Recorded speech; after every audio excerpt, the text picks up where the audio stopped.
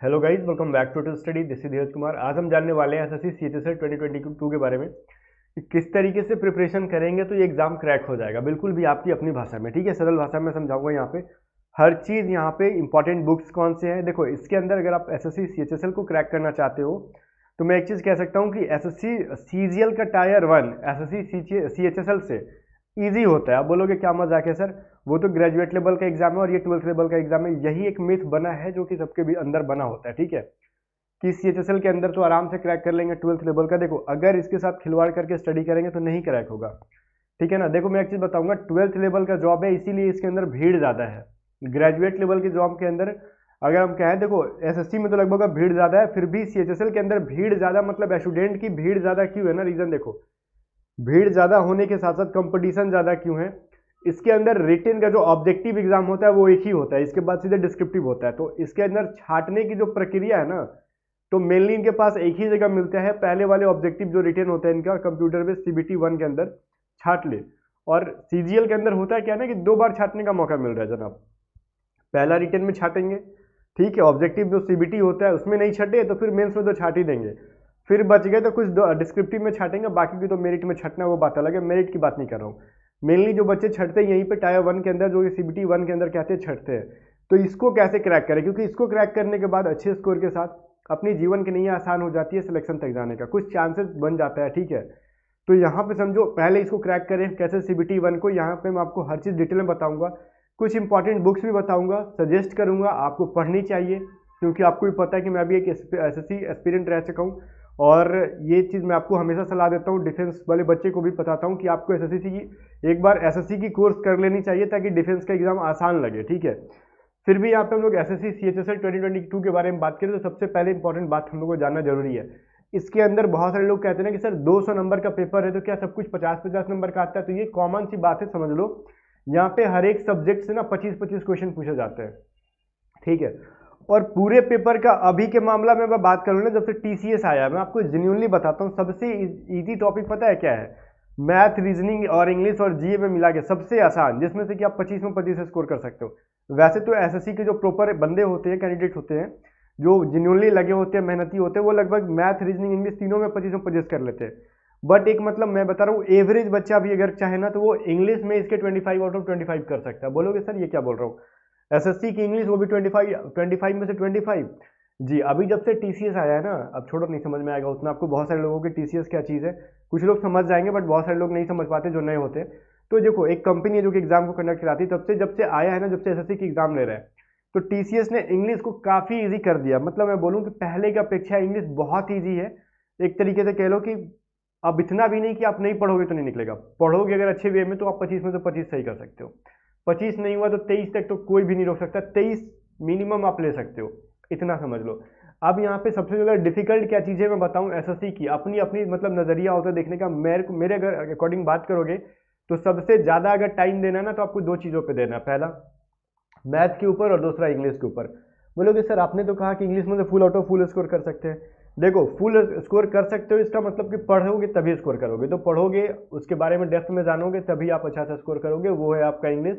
तो बहुत ज़्यादा टाइम आपको मैथ और इंग्लिश पे देना है। तो कहोगे सर क्या बाकी एसएससी के सारे स्टूडेंट कहते हैं कि एसएससी के लिए मैथ और इंग्लिश इंपॉर्टेंट है, तो क्या सीएचएसएल पे ये रूल अप्लाई होता है, तो ये बिल्कुल भी नहीं होता है कि सिर्फ और मैथ और इंग्लिश पे। देखो अगर एसएससी के बारे में बात करें ना कि एसएससी जो कि सिर्फ सीबीटी 1 लेती है, जो भी एग्जाम सीबीटी 1 लेता है, मान लो एसएससी को छोड़ो गोली मारो अदर कोई भी एग्जाम हो, अगर उसमें हम बात करें ना, अगर 4 सेक्शन है तो हम सोच रहे हैं कि किसी एक सेक्शन से खिलवाड़ करके बाकी का सिलेक्शन ले ले, ऐसा नहीं होगा भाई। क्योंकि ये 3 सेक्शन मिलके आपको कितने मार्क्स बनेंगे बताओ, 170 नंबर, ठीक है, सॉरी 150 नंबर, मैं कहाँ पहुँच गया, 150 नंबर, ठीक है, ये 50-50 नंबर के होते हैं, तो 150 नंबर, ठीक है ना। यहाँ पे 150 में से इतना तो कट ऑफ ही चल जाता है, इसके आसपास तो कट ऑफ ही चल जाता है, तो क्या सिलेक्शन हो जाएगा, नहीं ना। तो ऑब्वियसली थोड़ा सा आपको मार्क्स ज़्यादा होना चाहिए, और इसके अंदर भी अलग अलग पोस्ट होती हैं, उसके अंदर सबका अपना अपना चॉइस होता है। तो मैं कहूँगा कि इसमें से जरूरी नहीं कि सारे बच्चे सारे के सारे 150 स्कोर कर ही पाए 3 में से, नहीं ना। तो आपको जीए पार्ट से भी कुछ नंबर लेने होंगे, और बहुत ज़्यादा डिफिकल्ट मुझे जहाँ तक मेरे अगर मुझसे पूछा जाए तो इसका सबसे वास्ट सिलेबस जीए का है। अब ऐसा क्यों है ना, देखो मैथ आपका लिमिटेड है, रीजनिंग भी लिमिटेड है, इंग्लिश भी लिमिटेड है, बट जीए अनलिमिटेड है, बिल्कुल बेहतरीन तरीके से। मतलब एसएससी जो है ना जीए मतलब जनरल एप्टीट्यूड जो है बहुत ही बेहतरीन तरीके से लेता है, उसका स्टैंडर्ड गजब होता है। ठीक है, तो ये चीज़ समझना होगा कि अब हम लोग यहाँ पे बात कर ले घुमा फिरा के नहीं, सीधी बात में अगर आपको चाहते हो कि एसएससी सीएचएसएल क्रैक कर लें तो आपको बहुत ज़्यादा मेहनत करना है मैथ के ऊपर, क्योंकि मैथ इसका बन जाएगा सारा, बट कैलकुलेशन आपका फास्ट होना चाहिए। देखो लॉजिक कुछ नहीं होगा उसके अंदर, एसएससी का सारा स्टूडेंट लॉजिक समझ जाता है एसएससी के क्वेश्चन को, बस बशर्ते कि लॉजिक समझने के बाद कैलकुलेशन भी आपके हाथ में होना चाहिए, आपका स्पीड अच्छा होना चाहिए। क्योंकि लॉजिक आ रहा है बट कैलकुलेशन खराब है तो फिर 3-5 करते रह जाओगे। तो कैलकुलेशन के ऊपर बहुत ज़्यादा वर्क करना होगा। ठीक है, आपको 25 में से एटलीस्ट यहाँ से 23 नंबर तो लेने होंगे, इससे कम मतलब स्वप्न में मत देखना कि हम 20 नंबर 18 नंबर लेके हम रीजनिंग ले लेंगे और इंग्लिश ले लेंगे तो फिर हमें स्कोर मतलब सिलेक्शन हो जाएगी। तो यही तो चीज़ है, इन तीन सेक्शन में से दबा के स्कोर कर सको जितना कर सकते हो, तो एसएससी का सबसे मूल मंत्र है इन 3 सेक्शन में से जितना मैक्सिमम से मैक्सिमम स्कोर कर सको, यही चीज़ आपको है। मतलब हर क्वेश्चन 2 नंबर का होता है, तो आपको कोशिश करना है कि आपको ज़्यादा से ज़्यादा स्कोर मैथ में और इंग्लिश में करना। बोलोगे सर रीजनिंग में क्यों नहीं बोल रहे हो? देखो रीजनिंग ये बोलने वाली कोई चीज़ नहीं है। रीजनिंग में हर जो आपको देखोगे ना कि मतलब अगर एसएससी सेलेक्टेड है, मान लो 3000 सीट में 3000 जो अगर सीट थी ना उसमें से अगर 2500 बच्चे ऐसे होंगे जो रीजनिंग 25 में से 25 सही करते हैं। ठीक है, रीजनिंग 25 में 25 करते हैं, बाकी के अदर 300 जो बच्चे होंगे ना वो भूल के ही ना मतलब 24 सही किए होंगे। बाकी के जो 200 बच्चे होंगे कुछ ही गिने चुने होंगे जिसमें से रीजनिंग में किसी का 21-22 सही होगा। मैक्सिमम बच्चों का इंग्लिश रीजनिंग में 25 में 25 सही हो जाता है, क्योंकि वो सभी चीज़ें प्रैक्टिस पे डिपेंड करती है। अब सबसे बड़ी यहाँ पे समझ लो जीके कहाँ से पढ़े कि अपना काम निकल सके। देखो जीके के लिए आपको current affair up to date रहना पड़ेगा। मोस्टली क्वेश्चन ये करंट अफेयर से पूछे जाते हैं। ठीक है, क्योंकि 25 क्वेश्चन उनको पूछना है, समझ लो। तो ये तो नियम लगाएंगे नहीं कि हिस्ट्री से 5 क्वेश्चन पूछ लेंगे, बाकी आपको पॉलिटी से 5 क्वेश्चन पूछ लेंगे, तो फिर तो उनके पास पूछते रह जाएंगे, सब्जेक्ट कम पड़ जाएगा। मतलब समझ रहे हो ना कि सब्जेक्ट उनके पास बहुत ज़्यादा है और क्वेश्चन बहुत कम लेना है। तो 25 क्वेश्चन उनको हर जगह से ले लेना। तो यहाँ से समझ लो 3 से 4 क्वेश्चन तो करंट अफेयर से देता है, कभी कभी सनकते हैं ये लोग तो 6-7 क्वेश्चन तक भी पहुँच जाते हैं। ठीक है, तो इसमें नो डाउट। तो करंट अफेयर आपको पूरे साल का अप टू डेट रहना है, और पूरे साल अगर आप 2022 में एग्जाम दे रहे हो ना तो आपको 2021 में जितने अवार्ड्स मिले होंगे वो सभी जानना जरूरी है, क्योंकि कभी कभार उनका दिमाग का तार छोड़ता है तो 2021-2020 में भी पहुंच जाते हैं। ये चीज़ अपना एक्सपीरियंस है। ठीक है, कोई कौन सा अवार्ड 2020 में किसको मिला, तो ये मैं कहना चाहूँगा कि आपको मेनली 2021 का करंट अफेयर कवर कर लेना होगा अगर 2022 में एग्जाम देना है। तो बच्चों ध्यान से 2021 का करंट अफेयर कवर कर लेना होगा आपको। ठीक है, इसके अलावा पॉलिटी के अंदर बहुत ज़्यादा डेप्थ में नहीं जाना आपको। पूरा अनुच्छेद मेनली आपको यूट्यूब पे बहुत ज़्यादा अनुच्छेद मिल जाएगा। सारे अनुच्छेद जो इंपॉर्टेंट है, हाईलाइटेड है, ट्रेंड में है, जितने भी प्रीवियस ईयर में अनुच्छेद उन्होंने पूछा है उसके इर्द गिर्द जो भी उनसे रिलेटेड अनुच्छेद होते हैं, लाइक अगर राज्यपाल से रिलेटेड कोई अनुच्छेद है, ठीक है, तो राज्यपाल की जो है नियुक्ति किस अनुच्छेद में है, उसके शक्ति के बारे में किस में है, किस में मतलब उसका मतलब उनको शपथ कौन दिलाएगा। अगर मान लो पहली बार शपथ से रिलेटेड पूछा है तो उसके पूरे राज्यपाल का पूरा अनुच्छेद पढ़ लो। एग्जाम्पल समझ गया, एसएससी के बंदे स्मार्ट होते हैं, हिंट दे दिया आप समझ गए होगे। तो अनुच्छेद के बारे में बोले तो इस तरीके से आप स्मार्टली पढ़ो। सबसे पहले काम है ना कि जब भी एसएससी की प्रिपरेशन कर रहे हो आप, तो एसएससी सीएचएसएल के लिए उसकी प्रीवियस ईयर के क्वेश्चन उठाओ। 2021 में जो भी एग्जाम हुआ एसएससी सीएचएसएल का, उसका प्रीवियस ईयर उठाओ और देखो, दबा के बढ़िया से देखो आप जीके में कहाँ कहाँ से क्वेश्चन पूछा गया है, समझो उसके ट्रेंड को, समझो ये क्या कहना क्या चाहता है। ये मेनली ना हर स्टेट्स के कुछ ना कुछ कल्चर से रिलेटेड पूछता है कि कौन सा कल्चर किस स्टेट का है, कौन सा नृत्य कहाँ होता है, कौन सी भाषा कहाँ बोली जाती है। तो आपको मेनली ये काम करना है जीके के लिए। इंडिया का सारा स्टेट उठाओ, डेप्थ में उसके बारे में पढ़ लो। डेप्थ में कहूँ कि मतलब उसका भविष्य, मतलब पूरा इतिहास मत पढ़ो, उसमें अभी उस स्टेट में अभी क्या चल रहा है, कौन कौन सी भाषा बोली जाती है, किस स्टेट में किस टाइप के लोग रहते हैं, समझ रहे हो ना यहाँ पे, कि कौन सी जनजाति कहाँ पे है, वहाँ का त्यौहार क्या है, ठीक है, उनका कल्चर क्या है, ये जानो। अब ऐसा नहीं कि हम 5 साल 10 साल पहले करी, जो ट्रेंड में अभी फिलहाल की है वो मैं कह रहा हूँ, फिलहाल में वहाँ पे क्या चल रहा है। ठीक है, और समझ गए यहाँ पे बात। और बाकी अपना जो है इनका जीए कोई लिमिटेड तो सिलेबस नहीं है, कहीं से पूछ सकते हैं, हिस्ट्री से भी उठा के एक आध पूछ लेते हैं। और अगर बुक के बारे में बात करें तो देखो बुक में आपको इधर उधर कुछ कहूँगा नहीं, आप लूसेंट ही पढ़ो। जीके मतलब जो जीके फिक्स है जो ना उसके लिए जाके हिस्ट्री पॉलिटी इन सभी के लिए लूसेंट ही पढ़ो। बाकी आपको ना मतलब इंटरनेट की मदद से या फिर यूट्यूब की मदद से आपको बाहरी करंट अफेयर पढ़ो और बाकी स्टेट का नॉलेज उठाओ, क्योंकि स्टेट का नॉलेज आपको लूसेंट के अंदर मिलेगा नहीं डेप्थ में। ठीक है, तो यही चीज़ें, स्टेट का नॉलेज अगर लेना है तो आपको खुद से मेहनत करके नोट्स बनानी होंगी और डेली बेसिस पे उसको रिवीजन करना होगा। ठीक है, तो ये चीज़ तो थी अपनी जीए की। और बाकी जीएस अपने आप में बहुत बड़ा सिलेबस है। यहाँ से कोशिश करो कि एटलीस्ट हम 15 क्वेश्चन भी सही कर लें। ठीक है, मतलब 15 स्कोर कर लेते हैं सही सही, तो फिर आपका सिलेक्शन चांसेस बहुत ज़्यादा है। बाकी इंग्लिश गाइज आपको मैं कहना चाहूँगा कि इसमें इंग्लिश में आपको 25 में से कम 23 तो मिनिमम आपको स्कोर करना होगा। रीजनिंग में नो डाउट 25 करने होंगे, मैथ में कम से कम 23 करना होगा, ठीक है, और ये आप कर सकते हो। तो आप समझ लो यहाँ पे सिंपली आपका हो गया, इधर देखो 6 2 2 4 2 6 7 1 8, मतलब अराउंड 86 आ रहा है। आप बहुत ज़्यादा मेहनत करते हो तो इतना ले लोगे, ठीक है। फिर भी 80%, अगर 80% आप सही नहीं कर पाते तो फिर सिलेक्शन की चांसेस कम हो जाती है आपकी, ठीक है। तो ये कहता है, और कुछ तो आप इतना आप तो टारगेट करके चल रहे हो ना, इसमें कुछ निगेटिव भी चला जाता है। तो आपको 80 से 86% पे अगर नहीं जाते हो तो फिर सिलेक्शन की चांसेस कम बन जाती है। तो आपके लिए उसके लिए हार्ड लेवल करना पड़ेगा। और हम सब्जेक्ट वाइज बात कर ले कि कौन से सिलेबस पे क्या कितना फोकस करें। तो गाइस देखो, रीजनिंग के ऊपर कहीं से कोई किताब नहीं लेना, ठीक है। आपको सिर्फ और सिर्फ प्रीवियस ईयर देखने हैं यूट्यूब पे दुनिया भर के, और मैं भी आपको प्रीवियस ईयर कराऊंगा रीजनिंग और मैथ की, ठीक है।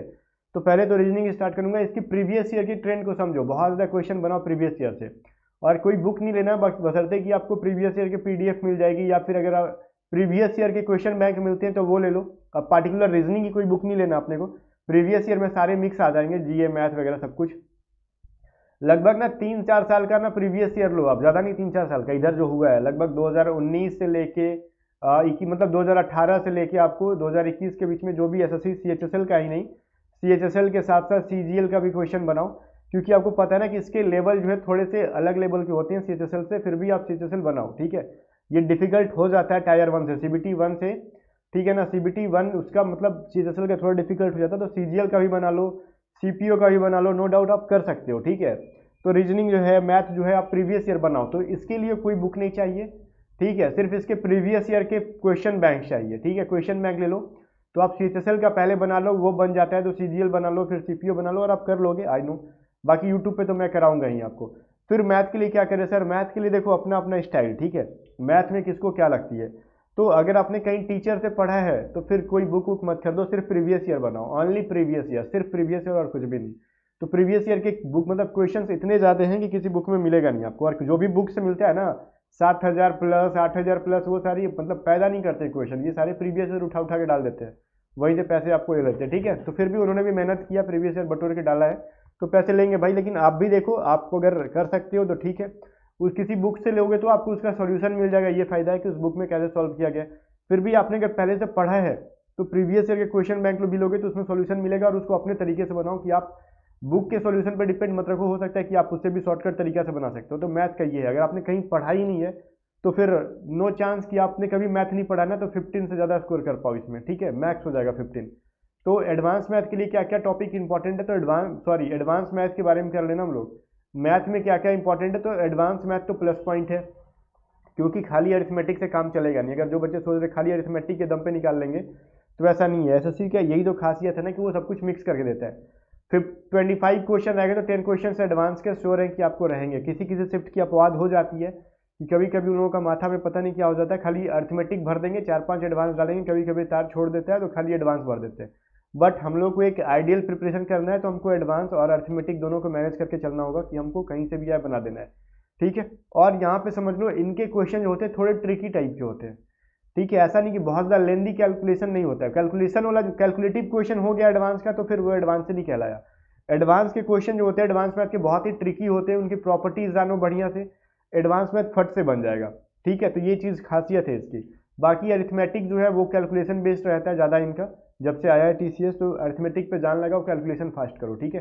बाकी फिर भी अगर बुक चाहते हो तो बुक अपना देख लो, जो भी 7,000-8,000 मिलता है प्रीवियस ईयर, मतलब प्राइस नहीं बोल रहा हूँ, 7,000-8,000 का क्वेश्चन जो मिलता है, आप वो बुक ले सकते हो। बट मैं सजेस्ट करूंगा कि आपने कहीं भी कोचिंग की है तो आपको सिर्फ और सिर्फ प्रीवियस ईयर क्वेश्चन सॉल्व करने चाहिए। और प्रीवियस ईयर के क्वेश्चन इतने ज़्यादा है ना एसएससी के पास, कि आप बना नहीं पाओगे एग्जाम तक, ठीक है। बना लेते हो तो आपसे बड़ा योद्धा नहीं है कोई, ठीक है ना। और देखना, अगर आप इसमें से अगर मान लो पिछले 4 साल का अगर क्वेश्चन बना लेते हो ना, तो मोस्टली क्वेश्चन आपको मैथ में दिख जाएंगे सेम टू सेम। इंग्लिश कहाँ से करें, तो इंग्लिश के लिए एक बुक मैं सजेस्ट करता हूँ, केडी पब्लिकेशन, ठीक है। इसके अलावा दूसरा मैं सजेस्ट नहीं करता हूँ। केडी पब्लिकेशन जो है बहुत बेस्ट है। पूछोगे एसपी बख्शी जो है सर वो कैसा है, देखो मैं एक चीज़ मैं आपसे कहता हूँ कि एसपी बख्शी का नाम बहुत अच्छा है और ये बुक भी बहुत अच्छा है। बट मेरा जहाँ तक मानना है ना, कि केडी पब्लिकेशन को अभी एसएससी को टक्कर देने वाला कोई बुक नहीं है, ठीक है। अपना अपना प्रेफरेंस है, ठीक है। बट मैं पर्सनली ऐसा मानता हूँ कि केडी पब्लिकेशन का बुक अपने आप में किंग है, एसएससी किंग है, ठीक है। वो एसएससी के लिए किंग है वो, मतलब हम लोग इसकी ग्रामर के बारे में बात नहीं कर ले, उसके वोकैबलरीज के बारे में बात कर ले, वो कैब में आपका सिनोनिम, सेंटोनिम, वन वर्ड, इडियम सारा देखो सेम टू सेम मिल जाता है। बट अब इनके जो वन वर्ड और इडियम फ्रेजेज है उनमें से मैक्सिमम जानते हो ना वहाँ से पूछे जाते हैं और कुछ अलग से पढ़े जाते हैं, मतलब पूछे जाते हैं एग्जाम में, तो आपको अलग से पढ़ भी लेना होगा। लाइक इंटरनेट की मदद से कुछ सेलेक्टेड आपको मिल जाएंगे जो मतलब रिसेंट के जो वन वर्ड इडियम फ्रेज है वो आप पढ़ लोगे, बट इतना सफिशियंट है, ठीक है। केडी पब्लिकेशन सबसे बेस्ट है। इसके साथ साथ आप एक एमबी बुक ले लो, एमबी बुक में मिल जाता है आपको प्रीवियस ईयर क्वेश्चन, और प्रीवियस ईयर क्वेश्चन लोगे भी ना तो मैं नहीं कहूँगा कि आपको 2012 के लेने की जरूरत है, 2005 के लेने की, ऐसा कुछ नहीं है। जो होगा मान लो अगर मिल जाता है 2018 से 2021 तक का वो बुक लो। हाल फिलहाल में जो एसएससी का पूछा गया है पूरे वन वर्ड वहाँ से रट लो, सब मिक्स करके रहता है, पूरा ईडीएम पूरा वर्ड मीनिंग सारा रट लो वहाँ से, बहुत ही बेस्ट है। उसमें प्रैक्टिस सेट रहता है इंग्लिश का प्रीवियस ईयर का, ये दो बुक ले लो, ये दोनों मिलके किंग प्लस बन जाते हैं, ठीक है, और 25 आउट ऑफ 25 स्कोर करा देते हैं, ठीक है ना, बहुत ही ज़बरदस्त है ये। अब देखो जीएस के लिए तो मैंने बोला आपको लूसेंट इज़ द बेस्ट, क्योंकि अलग से किसी बुक का दिमाग में आता भी नहीं है ख्याल, ठीक है। अब जीके के लिए अलग से बुक पढ़ोगे तो टाइम की वेस्टिंग होगी, आपको लूसेंट पढ़ते रहना चाहिए। और एक चीज़ मैं आपको सजेस्ट करूंगा कि आपको करंट अफेयर हमेशा अप टू डेट रहना चाहिए, डेली आप कम से कम हाफ आवर भी निकालो डेली बेसिस पे, और डेली करंट अफेयर पढ़ते रहो हाफ आवर के अकॉर्डिंग, किसी भी एक अपने यूट्यूब चैनल मतलब जिससे आप पढ़ते हो हाफ आवर पढ़ो, या फिर आप मैगजीन मंथली वाला पढ़ो। अगर हाफ आवर नहीं निकाल पाते तो आपको मंथली वाला मैगजीन पढ़ना चाहिए। ऐसा नहीं कि एग्जाम के हम 10 दिन पहले कोई मैगजीन खरीदेंगे रट लेंगे तो फिर सवाल ही नहीं कि आप टक्कर ले लोगे रेगुलर वाले स्टूडेंट से। तो कम से कम आप मंथली वाला पे जाना, कम से कम अगर पॉसिबल हो तो डेली बेसिस पे आधा घंटा दो, अदरवाइज मंथली वाला लो जो कि बर्डन हो जाएगा आपके लिए। तो मंथली वाला लेके भी आप डेली हाफ आवर पढ़ो या फिर डेली हाफ आवर पढ़ो, ठीक है, रेगुलर वाले से तो आप देख लो, बट उसका नोट्स जरूर बनाना अगर डेली पढ़ोगे तो। और मंथली वाला पढ़ रहे हो तो नोट्स बनाने की कोई जरूरत नहीं है, जो मैगजीन लोगे उसी में हाईलाइट करते जाना जहाँ जहाँ चीज़ें जो फंस रही है, और डेली बेसिस पे रिवीजन जरूर करना। बाकी गाइस जो भी चीज़ें मैंने आपको यहाँ पे क्लियर कर दिया, और बाकी जो भी इंपॉर्टेंट थी मैंने आपको बता दिया। अब यहाँ पे अगर सब्जेक्ट वाइज पूछे कितना प्रिपरेशन करना है किस आवर पे, तो मैथ पे एटलीस्ट आपको 3 आवर्स डेली देने होंगे, इंग्लिश पे आपको 3 आवर्स देने होंगे, रीजनिंग पे आपको एटलीस्ट 1 आवर डेली देने होंगे, जीए पे ऑनली एटलीस्ट 1 आवर डेली देने होंगे। तो टोटल मिला के 8 आवर्स से कम स्टडी सफिशियंट नहीं है, 8 आवर्स आपको एसएससी के लिए देना पड़ेगा, ठीक है, 8 आवर्स सफिशियंट। और इतना करने के बाद आपको 1.5 आवर और देने पड़ेंगे, ठीक है, 1 घंटे 30 मिनट, 1 आवर 30 मिनट किस चीज़ पे देने पड़ेंगे, तो 1 घंटे का ऑनलाइन टेस्ट सीरीज और एटलीस्ट आधा घंटा उसको एनालाइज करो डेली बेसिस पे, ठीक है। अगर रीजनिंग में जो गलती हुआ है तो देखो कहाँ गलती हुआ, मैथ गलती हुआ तो कहाँ गलती हुआ, जो अगर मान लो शुरू में आपको आधा घंटा ज़्यादा लगेगा एनालाइज करने में, बट आदत हो जाएगी तो फिर आधा घंटा के अंदर पूरा पेपर आप एनालाइज कर लोगे, ठीक है। तो ये सब चीज़ें जो थी मैंने आपको बताई। तो फिर भी मिलते हैं नेक्स्ट वीडियो में, और मैं कोशिश करता हूँ कि जल्द से जल्द एसएससी की प्रीवियस ईयर क्वेश्चन स्टार्ट करूँ, रीजनिंग, मैथ और इंग्लिश की। और इंग्लिश की इस चैनल पे नहीं कराऊंगा, इंग्लिश को ट्रिकी इंग्लिश पे कराऊंगा, तो ट्रिकी इंग्लिश को भी आप सब्सक्राइब कर लेना, ट्रिकी इंग्लिश चैनल का लिंक डिस्क्रिप्शन में है, ठीक है। चलो मिलते हैं नेक्स्ट वीडियो में, तब तक के लिए बाय बाय।